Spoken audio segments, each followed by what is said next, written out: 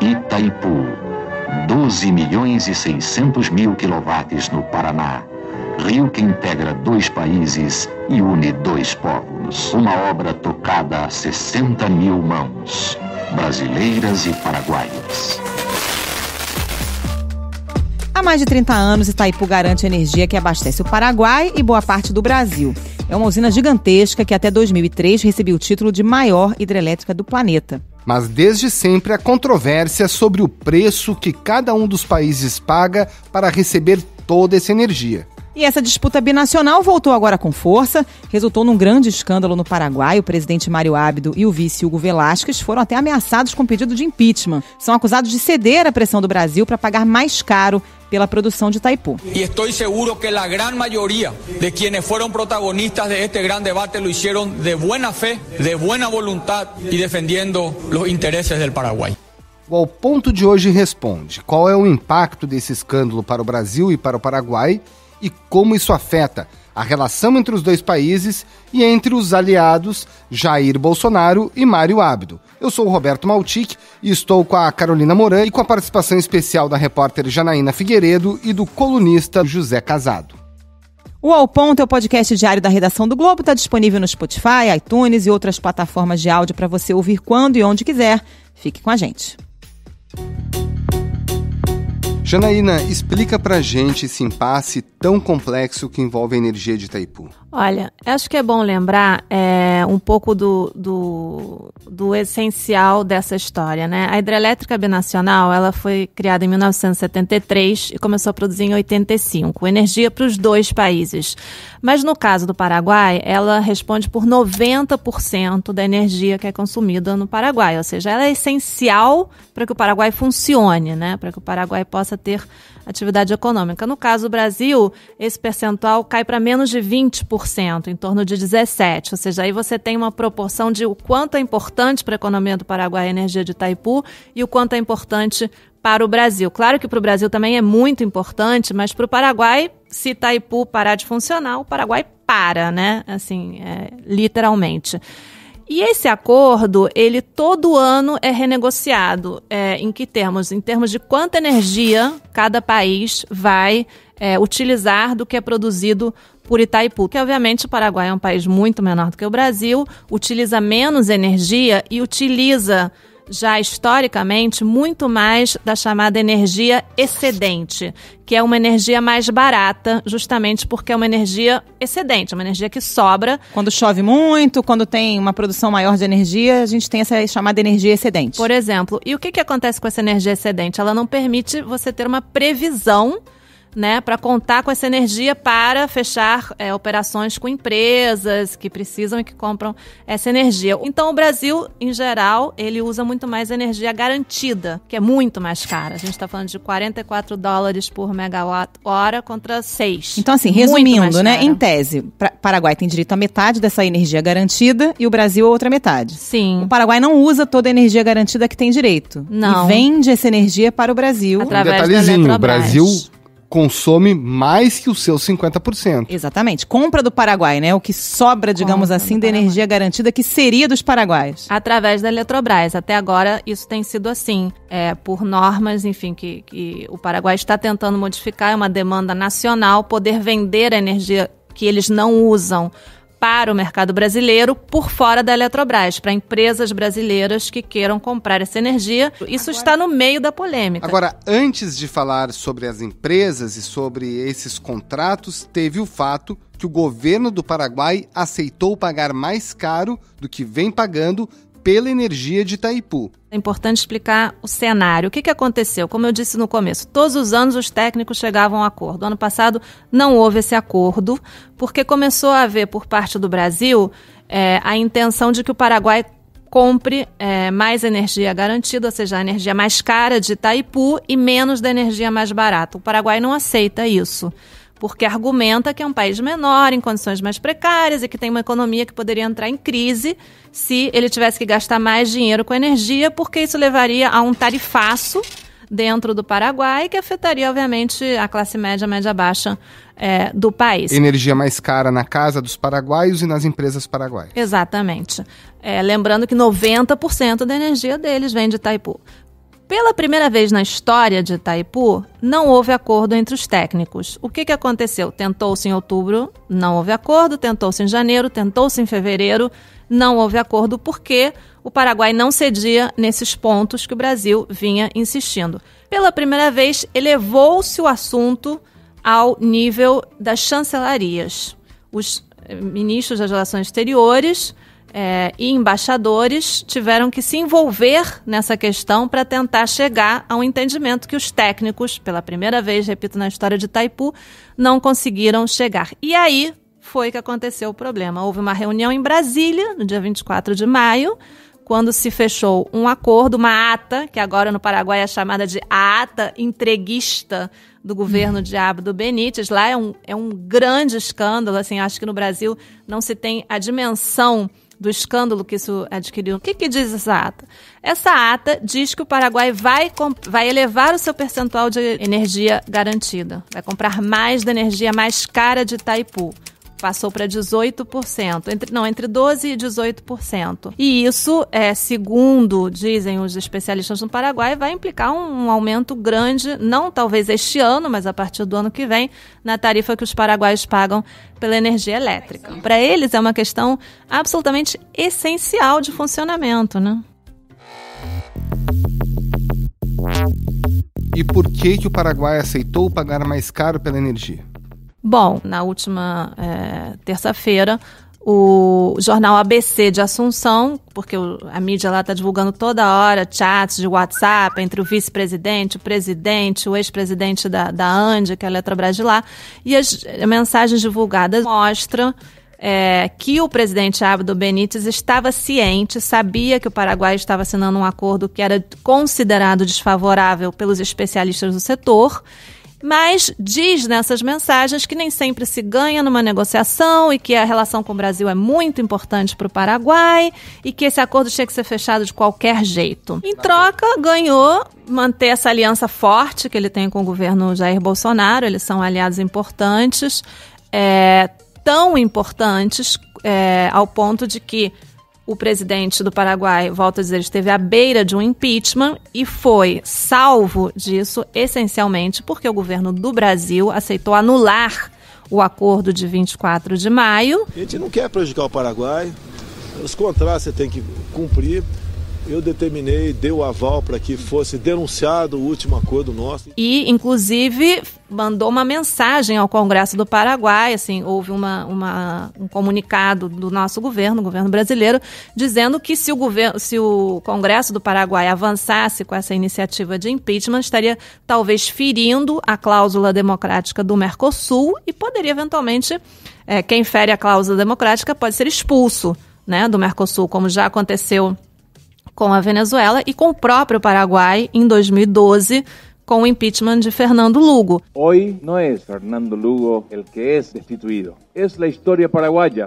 É importante dizer que essa ata de 24 de maio foi secreta. Ninguém sabia dela até 10 dias atrás, quando falou o agora ex-presidente da Eletrobras de lá, o Ferreira, renunciando ao cargo e dizendo que ele renunciava por estar contra o que o Paraguai tinha acertado com o Brasil. Ele foi ao Congresso paraguaio dar explicações, passou mais de 3 horas explicando isso e dizendo realmente que era um acordo absolutamente negativo para o Paraguai. Que não há nada a favor do Paraguai. Mas a verdade é que a gente ainda não sabe exatamente o que foi negociado naquela sala. O que a gente sabe e que é muito impactante é que tudo isso provocou a destituição de um chanceler, do embaixador do Paraguai no Brasil, Hugo Saguier, com quem eu conversei nas últimas horas, e do ex-diretor de Itaipu do Paraguai. Foi um desastre. Quase levou ao impeachment do presidente e do vice-presidente e do ministro da Fazenda. Agora le damos um voto de confiança. Agora, Janaína, no meio dessa polêmica toda, surgiu um personagem que é um advogado, que seria um intermediário, que diz que falava em nome do vice-presidente do Paraguai e que incluiu nessa polêmica um empresário brasileiro que é suplente do líder do PSL no Senado. O que se sabe dessa história toda ainda meio nebulosa? Bom, o que a gente sabe? Que houve uma reunião no Paraguai antes da assinatura da ata.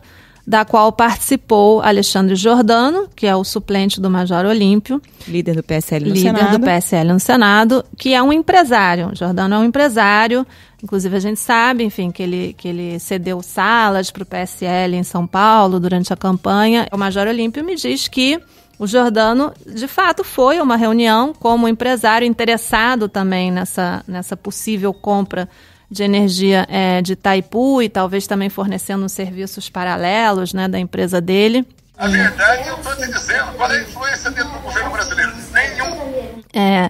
E que ele não, em nenhum momento algum, contrariando o que disse esse advogado, que disse representar o vice-presidente do Paraguai, mencionou o governo Bolsonaro ou disse ser representante do governo Bolsonaro ou ter relações com a família Bolsonaro. Isso foi dito no Paraguai por esse advogado que o próprio vice-presidente reconheceu que trabalhava na sua equipe política. Bom, esse advogado vinculado ao vice-presidente do Paraguai disse que negociava a venda de energia para uma empresa brasileira. Essa empresa se chama Leros, funciona em São Paulo. Tanto o suplente do Major Olímpio, o Alexandre Giordano, quanto representantes da Leros estiveram no Paraguai no começo do ano para discutir essa possível compra de energia. No Paraguai, fala-se que o suplente do senador seria ligado à empresa e que essa negociação visava favorecê-la, o que todos os envolvidos negam. O colunista José Casado conversou com a gente e disse o que já se sabe sobre esse episódio. O governo do Paraguai pretendia reservar uma cota de 300 megawatts de eletricidade. Isso é suficiente para abastecer permanentemente uma cidade como Volta Redonda, que é um polo siderúrgico, portanto não é pouca energia. E pretendia reservar essa cota para dar a uma empresa privada brasileira que teria o monopólio de negociação dessa cota de energia no mercado brasileiro. Bom, descobriu-se isso e aí, evidentemente, avançou-se na investigação sobre esse aspecto do acordo.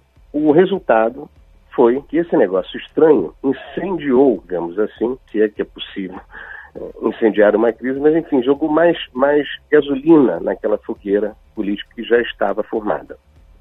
Essa transação obscura tem, do lado brasileiro, uma empresa paulista chamada Leros. Do lado paraguaio, tem o vice-presidente do Paraguai, Hugo Velásquez, que ordenou que a ANDE, que é o equivalente paraguaio da Eletrobras brasileira, negociasse com essa empresa um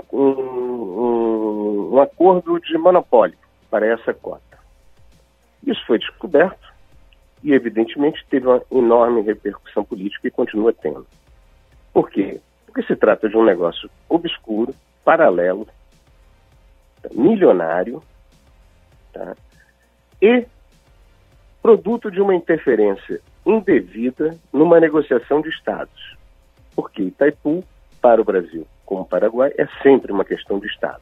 Essa transação foi descoberta no Paraguai e está sob investigação da Procuradoria Anticorrupção e do Congresso lá do Paraguai.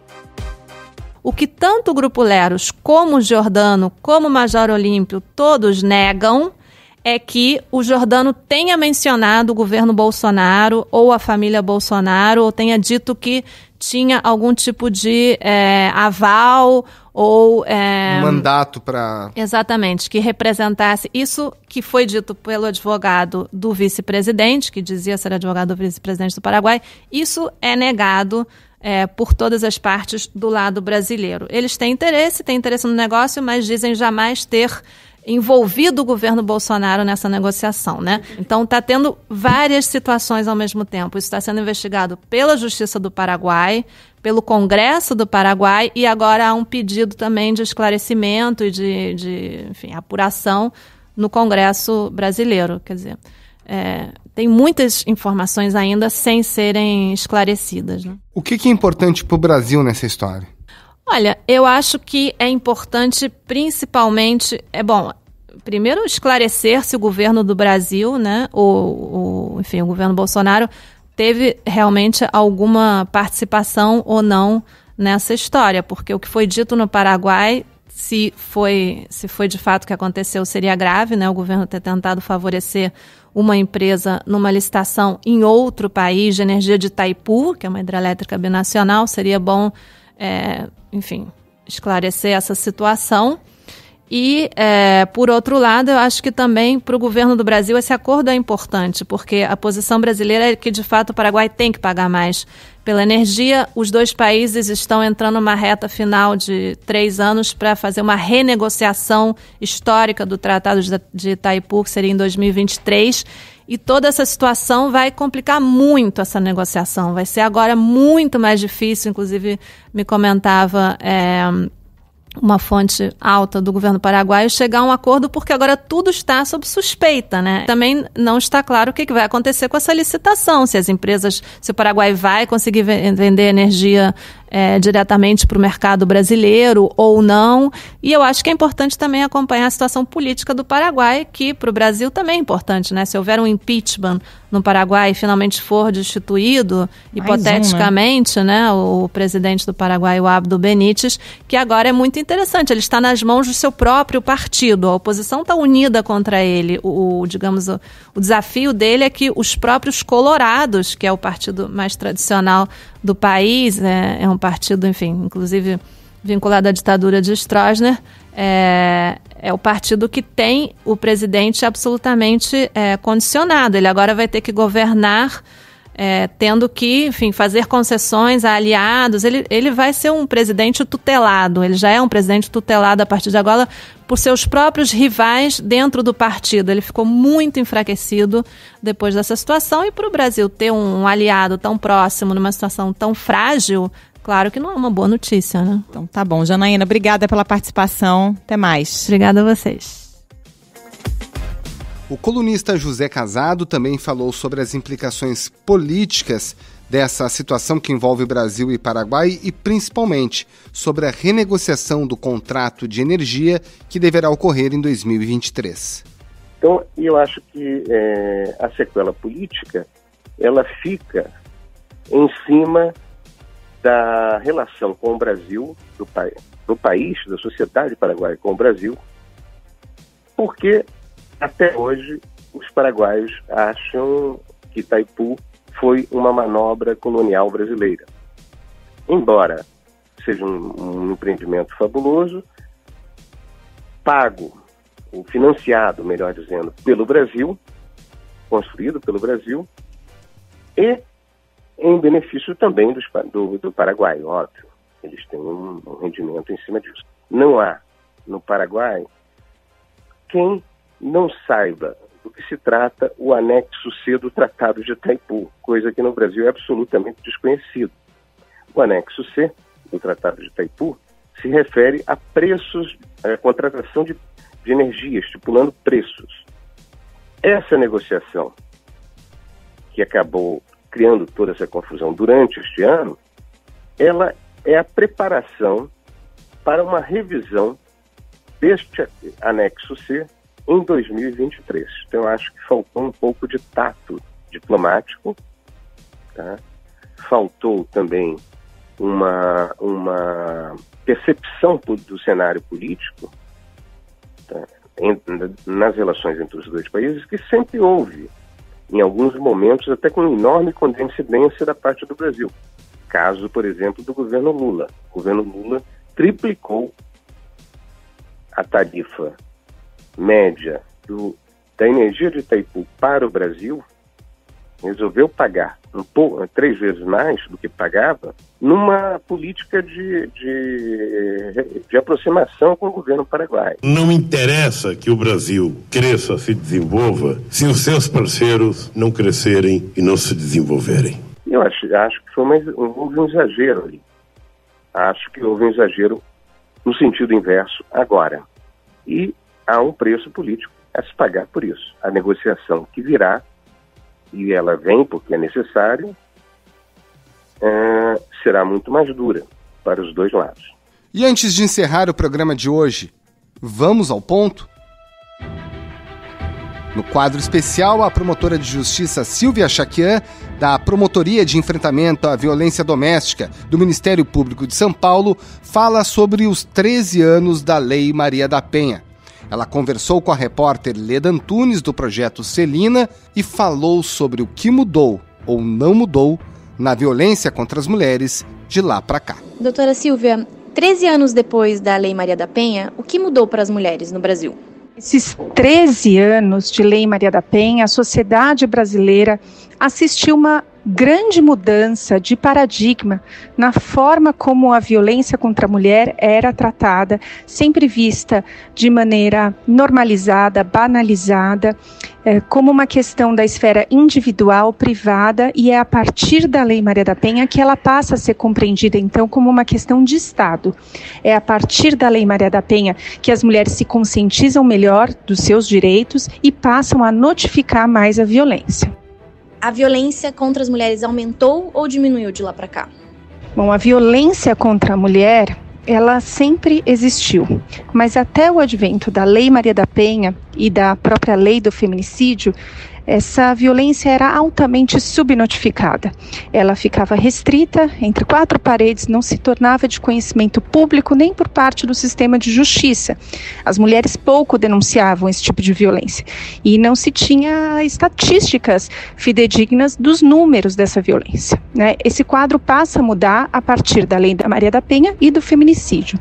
Mas, se é verdade que a gente tem hoje estatísticas mais condizentes com a realidade, apesar de ainda persistir a subnotificação, também é verdade que o nosso cotidiano, nas varas de violência doméstica, vem demonstrando um aumento da violência, uma resposta muito violenta por parte de homens que ainda insistem em se entender, em se enxergar como proprietários do corpo, da sexualidade de suas parceiras ou ex-parceiras. Homens que respondem com violência a um pedido de separação ou até a emancipação social, econômica, sexual por parte dessa mulher. O que ainda falta pôr em prática para reduzir a violência contra as mulheres?